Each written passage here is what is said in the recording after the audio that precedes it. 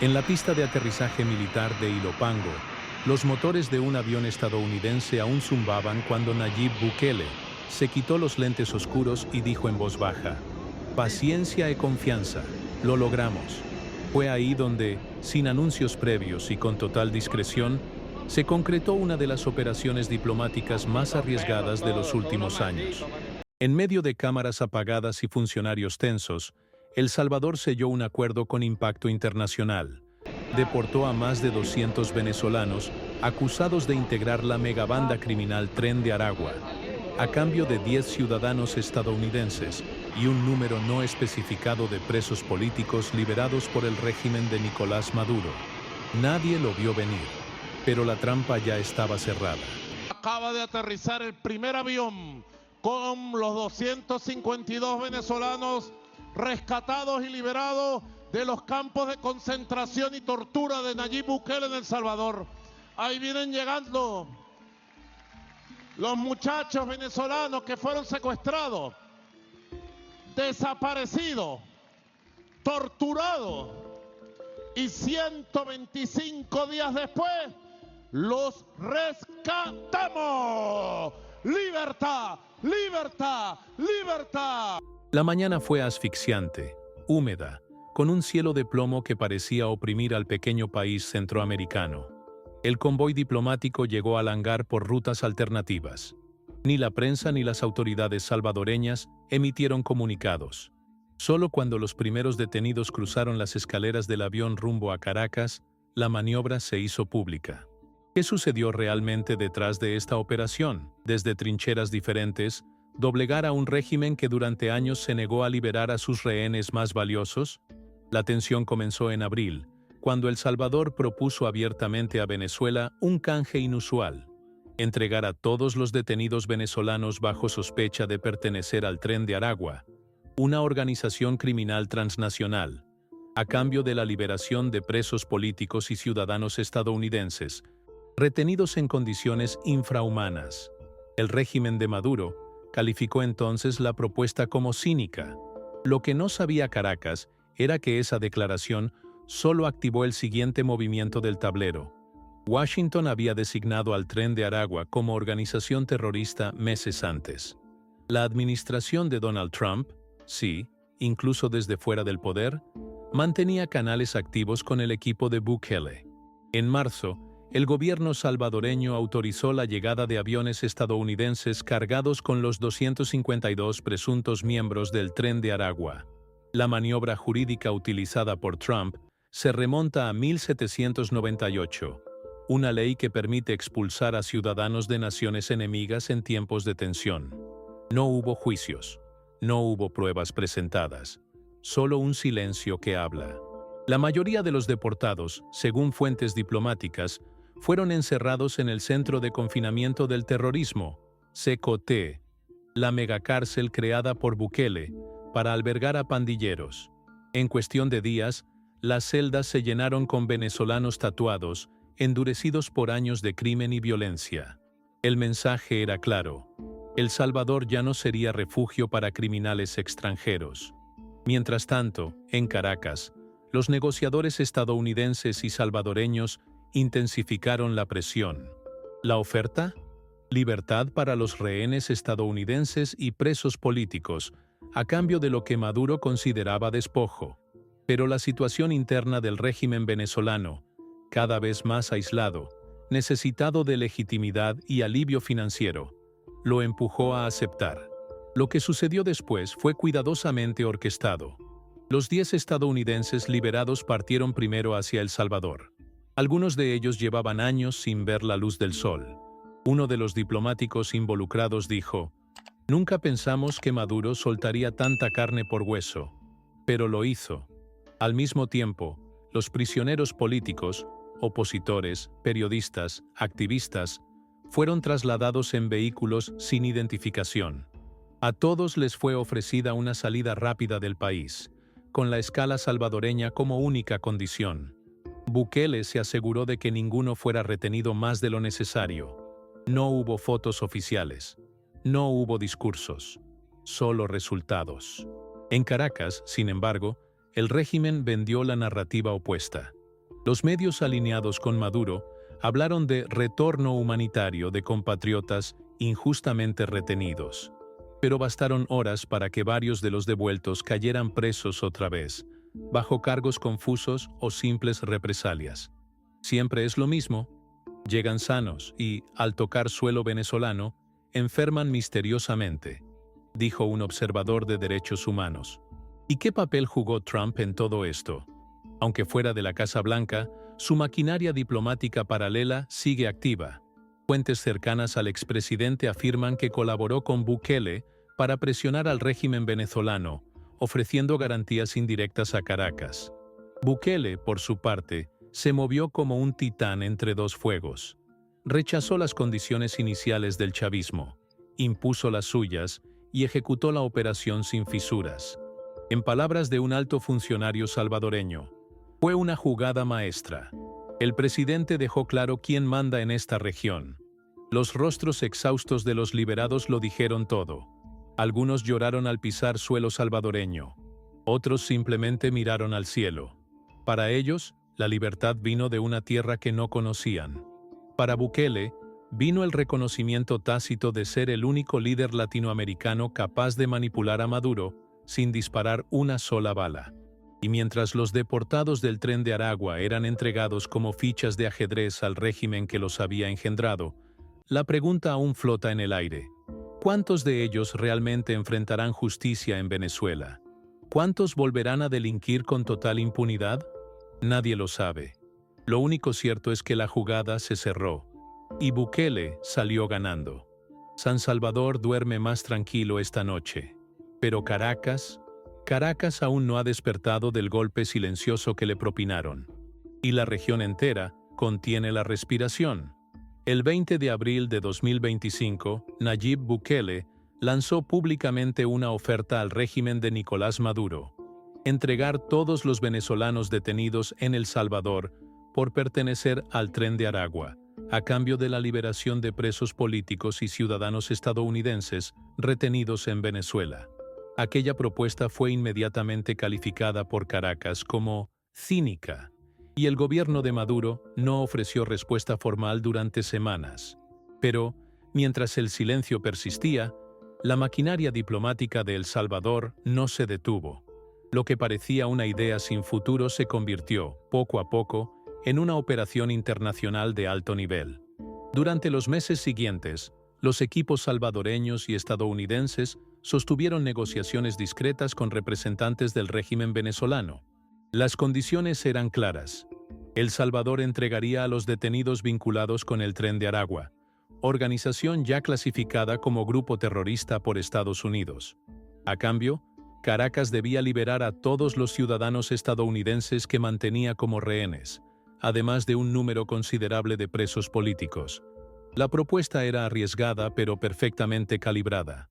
En marzo, las piezas empezaron a moverse. El Salvador aceptó recibir vuelos con deportados venezolanos enviados desde Estados Unidos, bajo la sospecha de ser miembros del Tren de Aragua. Fueron trasladados sin mayor publicidad al CECOT, el centro penitenciario de máxima seguridad, construido por el gobierno de Bukele. Washington había activado una legislación del siglo XVIII para justificar las deportaciones sin necesidad de presentar pruebas judiciales. La coordinación fue precisa, sin fisuras visibles. A medida que los vuelos se sucedían, el régimen de Maduro comenzó a mostrar señales de apertura. Internamente, Caracas enfrentaba tensiones crecientes, aislamiento internacional, presión económica y una necesidad desesperada de desactivar críticas por las condiciones de detención de presos políticos. La oferta salvadoreña, aunque difícil de digerir, comenzó a parecer viable. Durante las últimas semanas de julio, las condiciones del acuerdo tomaron forma definitiva.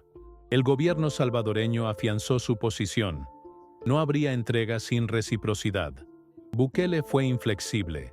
En reuniones confidenciales, altos funcionarios salvadoreños reiteraron que la operación no sería pública hasta que los rehenes estadounidenses y los presos políticos estuvieran en camino.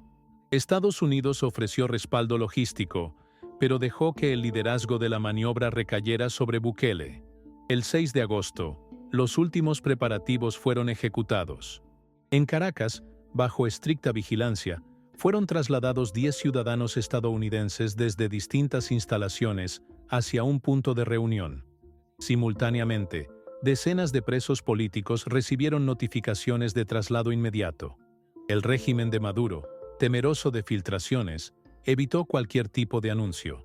Ese mismo día, en El Salvador, se comenzó el proceso de embarque de los detenidos del Tren de Aragua. Algunos de ellos habían sido capturados años antes por delitos como homicidio, secuestro, tráfico de drogas y violaciones. Otros eran migrantes con vínculos sospechosos a la organización. A todos se les informó que serían repatriados. No se les ofreció más detalles. Al aterrizar en Venezuela, fueron recibidos por funcionarios que evitaron cámaras y registros. Medios locales difundieron una narrativa de retorno humanitario, sin mencionar la negociación que los había llevado de regreso. Horas después, sin embargo, comenzaron a circular informes de que varios habían sido inmediatamente recluidos nuevamente. Era el mismo patrón de siempre. En paralelo, los estadounidenses y los presos políticos liberados partieron rumbo a El Salvador. Hicieron escala en el país centroamericano antes de proseguir hacia sus destinos finales. Ninguna de las autoridades implicadas ofreció una lista oficial. Solo se confirmó que la operación había sido concluida.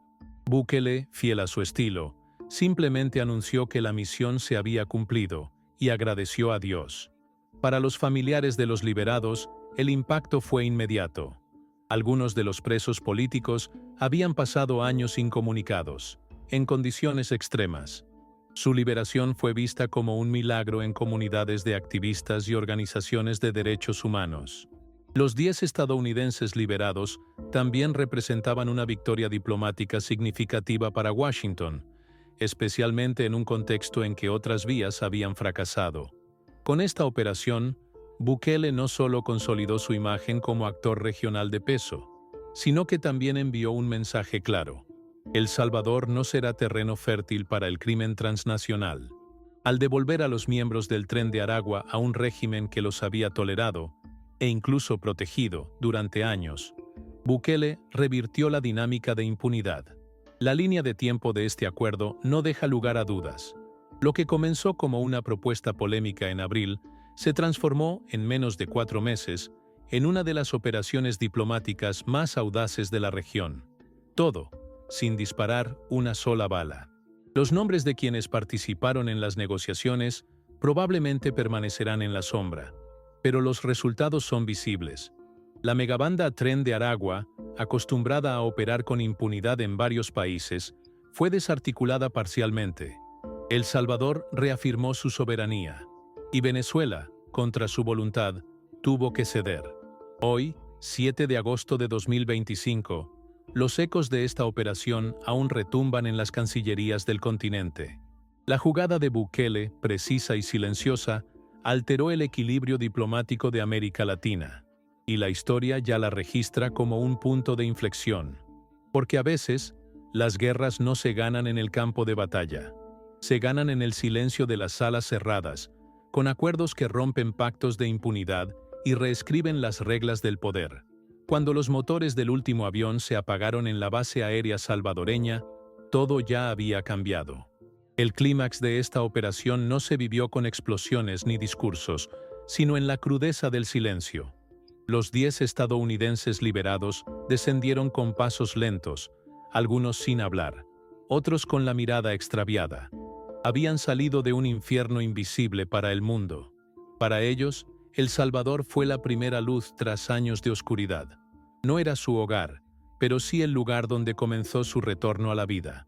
Simultáneamente, los presos políticos venezolanos, activistas, defensores de derechos humanos, líderes estudiantiles, fueron conducidos a una zona de tránsito.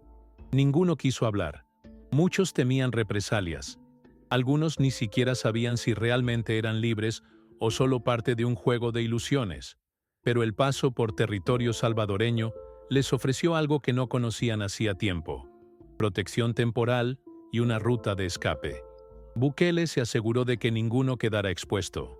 Para él, no eran solo parte de una negociación, eran símbolos vivos de lo que su gobierno quería proyectar al mundo. Y mientras en Caracas se escenificaba el retorno digno de los deportados del Tren de Aragua, la maquinaria represiva volvía a girar. Algunos de los repatriados fueron inmediatamente recluidos. Otros desaparecieron en la maraña de estructuras criminales que aún subsisten en el país. El régimen no ofreció explicaciones. «Es el mismo guión de siempre», dijo un analista regional. «Los traen sanos, pero enferman en el momento en que pisan suelo venezolano». Era una advertencia, no una metáfora. Del lado salvadoreño no hubo celebración, solo un mensaje sobrio, sin detalles. La operación fue completada, y con eso se cerró el círculo. Nadie habló de cifras exactas, nadie reveló nombres. Solo se confirmó lo que ya estaba ante los ojos de todos, que Nayib Bukele había hecho lo que ningún otro líder latinoamericano se atrevió a intentar. Había forzado al régimen de Maduro a ceder, sin necesidad de gritos ni sanciones. Usó las reglas del juego y las dobló a su favor. Para Donald Trump, la operación representó un golpe maestro. Aunque fuera del poder, su influencia quedó demostrada. Coordinó discretamente con Bukele, mantuvo la presión sobre Caracas y dejó que El Salvador llevara la bandera de la victoria. Su equipo logró algo que parecía imposible: recuperar a 10 ciudadanos estadounidenses sin concesiones visibles. Una jugada geopolítica precisa, diseñada para enviar un mensaje. Estados Unidos no abandona a los suyos. Pero el verdadero protagonista fue El Salvador, el país pequeño que, hasta hace pocos años, era símbolo de violencia y migración masiva, hoy demostró que puede mover los hilos del poder continental. Bukele, con su estilo directo, ejecutó una operación quirúrgica, sin fugas, sin filtraciones, sin errores. Logró convertir a su nación en un pivote estratégico entre Washington y Caracas. Las repercusiones no tardaron en sentirse. Gobiernos de la región observan con atención. Algunos, con admiración. Otros, con recelo. Pero nadie lo ignora. El golpe fue certero, no solo en términos de seguridad, sino también de narrativa. Bukele no entregó prisioneros por intereses internos. Los entregó como parte de una estrategia de reposicionamiento internacional. Y lo hizo sin quebrarse. Los liberados ya no están en territorio salvadoreño. Han seguido su ruta hacia destinos seguros, pero dejaron una huella. Sus rostros cansados, sus pasos titubeantes, su silencio ensordecedor, son testimonio de una verdad incómoda, que aún hay países donde la vida humana se negocia como moneda, y que, a veces, solo una voluntad férrea puede romper el ciclo. Hoy, El Salvador aparece como un actor inesperado en el ajedrez continental, no por el tamaño de su economía ni por su peso militar, sino por su capacidad para redefinir los términos del poder. Y mientras Caracas busca explicar lo inexplicable, Bukele se posiciona como el único mandatario capaz de orquestar una operación de esta magnitud, sin ceder al caos ni al miedo. El régimen de Maduro, por su parte, no ha ofrecido cifras, no ha respondido preguntas. Solo repite que todo fue hecho por humanidad, pero los rostros esposados, las reclusiones inmediatas, las represalias encubiertas, desmienten esa versión. La narrativa oficial es frágil, y el silencio de los devueltos, sepulcral. El mensaje está dado: ningún criminal hallará refugio en El Salvador, y ningún rehén será olvidado. La diplomacia salvadoreña ha mostrado que, con astucia y convicción, se pueden mover montañas, sin bombas, sin tanques, solo con decisiones valientes.